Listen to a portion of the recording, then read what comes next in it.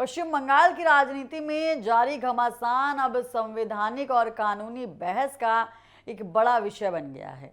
TMC के 20 बागी सांसदों द्वारा national list systems party of India यानी एनसीपीआई में विलय की घोषणा के बाद मामला जो है लोकसभा अध्यक्ष के पास पहुंच गया है।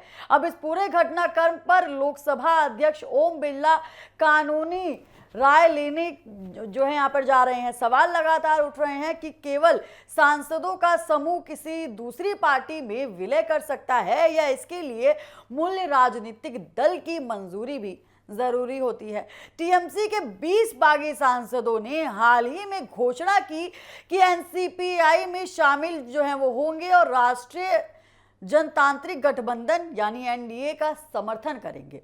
इसके साथ ही इन सांसदों ने लोकसभा अध्यक्ष ओम बिरला से मुलाकात कर संसद में अलग समूह के रूप में जो है मान्यता और अलग बैठने की व्यवस्था की मांग की। इस मांग के बाद राजनीतिक गलियारों में बहस लगातार तेज हो गई है।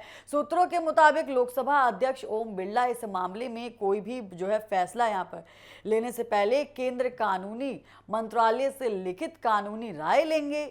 बताया जा रहा है कि मॉनसून सत्र शुरू होने से पहले इस मुद्दे पर जो है फैसला लिया जाएगा। और उसके बाद अगर आपको बताया कि कानूनी विशेषज्ञों का कहना है कि ये मामला सीधे तौर पर संविधान की 10वीं अनुसूची यानी दल बदल विरोधी कानून से जुड़ा हुआ है और ये कानून तय करता है कि कोई सांसद या विधायक पार्टी छोड़ने के बाद अपनी सदस्यता बचा सकता है या नहीं। दरअसल भारत में दल बदल का जो है विरोध कानूनी से चलता आ रहा है, लागू किया गया है ताकि निर्वाचित प्रतिनिधित्व बार बार पार्टियां बदलकर राजनीतिक परिस्थितियां पैदा ना कर सके। बाद में इसमें संशोधन भी किए गए हैं।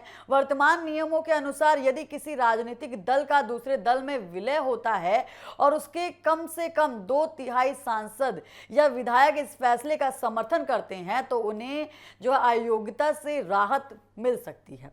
लेकिन विवाद की जड़ यही है कि क्या केवल सांसदों का एक समूह अपने स्तर पर विलय का फैसला ले सकता है या फिर मूल्य राजनीतिक पार्टी की ओर से भी यहां पर विलय का निर्णय जो है वो होना चाहिए। कई संवैधानिक विशेषज्ञों का मानना है कि केवल सांसदों का फैसला पर्याप्त नहीं है और मूल्य दल की भूमिका भी जरूरी होती है।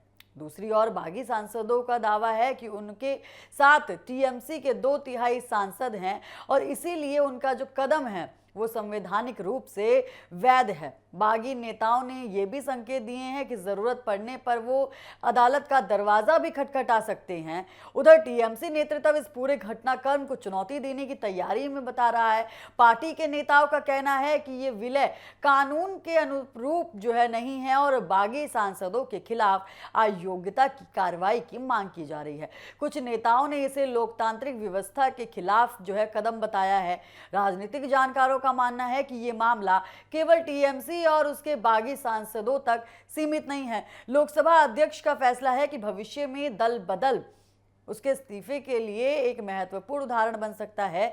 इसीलिए पूरे देश की नजर इस फैसले पर लगातार टिकी हुई है। फिलहाल सबसे बड़ा सवाल यही है कि क्या बागी सांसदों का एनसीपीआई में विलय संवैधानिक रूप से माना जाएगा या फिर उन्हें दल बदल कानून का सामना करना पड़ेगा। इस पर जो है अंतिम फैसला लोकसभा अध्यक्ष ओम बिरला की ओर से कानूनी राय मिलने के बाद ही सामने आएगा। तब तक पश्चिम बंगाल की राजनीति और दिल्ली के सियासी गलियारों से जो है इस मुद्दे पर लगातार चर्चाएं तेज हैं। लगातार चर्चा जो है वो होती हुई आ रही है और कहीं ना कहीं चर्चाओं ने बंगाल की राजनीति को जो है इस वक्त काफ़ी ज़्यादा गर्मा दिया है।